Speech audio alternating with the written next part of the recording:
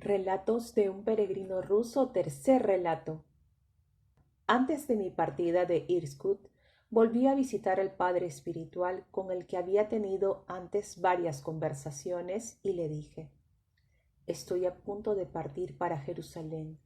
He venido a deciros adiós y agradeceros la caridad que habéis tenido para conmigo, miserable peregrino. Él me respondió: que Dios bendiga tu camino, pero no has contado nada de ti. ¿Quién eres y de dónde vienes? He oído muchas historias de tus viajes y me gustaría saber algo de tus orígenes y de tu vida hasta el momento de comenzar tu vida errante. De muy buena gana os quiero dar gusto en lo que me pedís, le respondí. Además, no es muy largo de contar. La vida del peregrino. Nací en un pequeño pueblo de la provincia de Orel. A la muerte de mis padres, quedamos dos solos, mi hermano mayor y yo. Él tenía 10 años y yo solo 3. Nuestro abuelo nos llevó a su casa para darnos educación. Era un anciano honorable y en buena posición. Tenía una posada al borde del camino real, y como era muy buena persona, muchos pasajeros se detenían en su casa. Fuimos pues a vivir con él. Mi hermano era muy inquieto y todo el día andaba corriendo por el pueblo, mientras que yo casi nunca me movía de casa de mi abuelo. Los días de fiesta nos llevaban a la iglesia y en casa a menudo leía la Biblia, esta misma que llevo conmigo. Mi hermano creció y comenzó a beber. Yo tenía 7 años.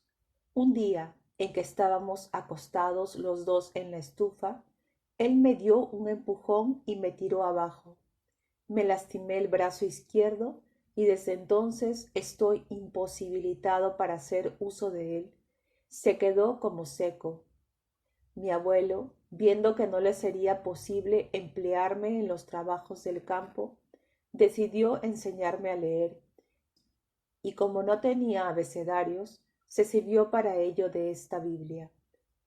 Me enseñaba las letras y me obligaba luego a deletrear las palabras, y más tarde a escribir las letras, así que, a fuerza de repetir con él, acabé sabiendo leer. Más tarde, cuando él ya no veía mucho, me hacía leer la Biblia en voz alta y me iba corrigiendo. A menudo se detenía en nuestra casa un escribano que tenía una letra muy bonita y a mí me gustaba mucho ver cómo escribía. Yo solo comencé a formar palabras haciendo tal como lo veía hacer a él. Entonces él me indicó cómo debía hacerlo. Me dio un papel y tinta y me cortaba plumas, de modo que poco a poco aprendí a escribir. Esto le agradó mucho a mi abuelo, que me decía: ya ves que Dios te ha concedido saber letras, así te harás un hombre. Da gracias a Dios y rézale más a menudo. Íbamos a la iglesia a todos los oficios y también en casa rezábamos con frecuencia. Me hacía repetir: ten piedad de mí, Señor. Y el abuelo y la abuela hacían inclinaciones hasta el suelo y se ponían de rodillas. Así llegué a la edad de 17 años cuando murió mi abuela. Mi abuelo me dijo: ya ves que estamos sin patrona en la casa. ¿Y cómo arreglarse sin mujer? Tu hermano mayor no vale para nada, así que voy a casarte.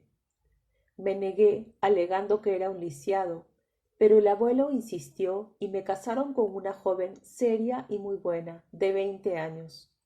Pasado un año, mi abuelo enfermó de muerte. Me llamó junto a él, me dijo adiós y añadió: te dejo la casa y todo lo que tengo. Vive como Dios manda. No engañes nunca a nadie y sobre todas las cosas reza siempre a Dios. De Él nos viene todo lo que tenemos. No pongas tu esperanza sino en Dios.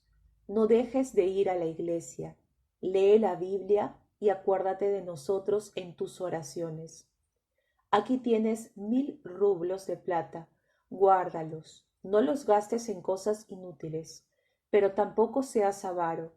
Reparte entre los mendigos y las iglesias de Dios. Murió y lo enterré. Mi hermano tuvo envidia por haber yo recibido la posada en herencia. Me puso muchas dificultades y le tentó tanto el enemigo que decidió matarme. Una noche, mientras dormíamos, no había ningún viajero. Penetró en el cuarto de las provisiones y le pegó fuego después de haber cogido todo el dinero que había en un cofre. Nos despertamos cuando la casa estaba ya en llamas, y apenas tuvimos tiempo para saltar por la ventana tal como lo estábamos. Teníamos la Biblia bajo la almohada y pudimos llevarla con nosotros. Vimos cómo ardía nuestra casa y nos dijimos, gracias a Dios que hemos podido salvar la Biblia. Así podremos al menos consolarnos en la desgracia. De este modo consumieron las llamas todos nuestros bienes, y mi hermano desapareció de la región. Más tarde se glorió de estas cosas estando bebido, y así supimos que había sido él quien se había llevado el dinero y pegado fuego a la casa, de modo que nos quedamos desnudos y sin cosa alguna, como verdaderos mendigos. No sin dificultad, pidiendo prestado, pudimos levantar una pequeña cabaña, y allí vivimos como unos miserables.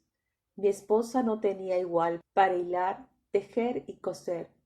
Recibía encargos de la gente y trabajaba noche y día para darme de comer.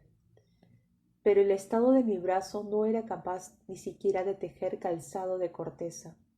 Por lo general, ella hilaba o tejía, y yo sentado junto a ella leía la Biblia y a veces se echaba a llorar. Cuando yo le preguntaba, ¿por qué lloras? Gracias a Dios, aunque con dificultades, podemos vivir. Ella me respondía, me emociono al oír las cosas tan bien escritas en la Biblia. También nos acordábamos de las recomendaciones que nos había hecho el abuelo. Ayunábamos a menudo. Leíamos todas las mañanas el himno acatista y por la noche hacíamos cada uno 1000 saludos delante de las imágenes para que nos libraran de la tentación. Así vivimos tranquilamente durante 2 años.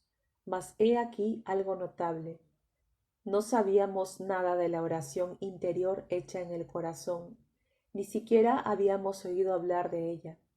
Hacíamos las inclinaciones como unos ignorantes, y sin embargo el deseo de orar estaba allí. Esta larga oración exterior no se nos hacía difícil, y hasta la rezábamos con gusto.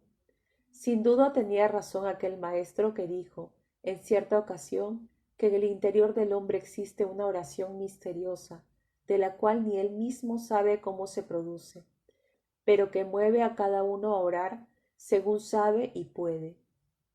Al cabo de 2 años de esta vida, mi mujer cayó con una intensa fiebre, y al 9.º día, después de haber comulgado, murió. Me quedé solo, completamente solo, y no podía hacer nada. No me quedaba más remedio que ir por el mundo pidiendo limosna, pero ello me daba mucha vergüenza. Además, me sentía tan desgraciado pensando en mi mujer que no sabía dónde esconderme. Cuando entraba en la caballa y veía cualquiera de sus vestidos o su pañuelo de la cabeza, me ponía a sollozar y perdía el conocimiento. Viviendo en casa no podía soportar tanta tristeza, por lo tanto la vendí en 20 rublos y repartí entre los pobres mis ropas y las de mi mujer. En razón de mi brazo lisiado, me dieron un pasaporte perpetuo. Cogí mi querida Biblia, me fui de allí sin rumbo. Cuando salí al camino me pregunté, ¿a dónde iré ahora? Primero iré a Kiev. Me postraré ante los santos de Dios y les pediré que me sean propicios en mi desgracia. En cuanto tomé esta decisión me sentí mejor y con un gran consuelo llegué a Kiev.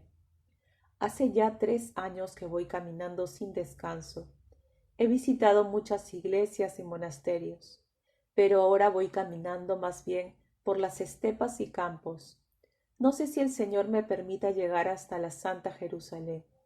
Si esta es la voluntad de Dios, ¿acaso pueda llegar para dar allí tierra a mis huesos pecadores?